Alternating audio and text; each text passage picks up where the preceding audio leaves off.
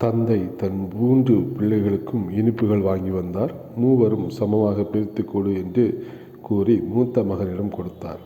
அவன் 3 பங்குகளாக இனிப்புகளை பிரித்து மேஜை மீது வைத்துவிட்டு தன் தந்தையை அழைக்க சென்றான்.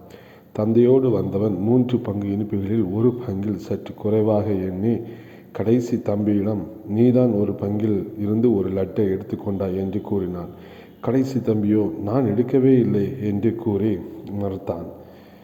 தந்தை புன்னகையுடன் அவர்களை சமாதானப்படுத்தி இனிப்பை சாப்பிட்டுவிட்டு விளையாட சொல்லுமாறு கூறினார். தொடர்ந்து மூத்த மகனை அழைத்து, நீ ஒளித்து வைத்த லட்டு எங்கே என்று கேட்டார். அதற்கு அவன், நான் தான் எடுத்தேன் என்று எப்படி கண்டுபிடித்தீர்கள் என்று கேட்க, முதலில் யார் பிறரை குற்றம் சுமத்துகிறார்களோ அவர்களே தவறு செய்திருக்கலாம் என்று பொதுவான ஒரு விதிதான் என்று கூறி சிரித்தார்.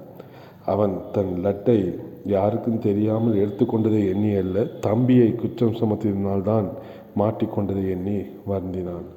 ஆம், வேதத்திலே மத்தேயு 7ஆம் அதிகாரம் 1வது வசனமும் இதேதான் கூறுகிறது. நீங்கள் குற்றவாளிகள் என்று தீர்க்கப்படாதபடிக்கு மற்றவர்களை குற்றவாளிகள் என்று தீர்க்காதிருங்கள். நாம் மற்றவர்களை குற்றம் தீர்ப்பதற்கு முன்பாக நாம் நம்மை ஆராய்ந்து பார்த்து காரியங்களை செய்வோம். கர்த்தர் தாம் இந்த வார்த்தைகளை ஆசீர்வதிப்பாராக. ஆமென்.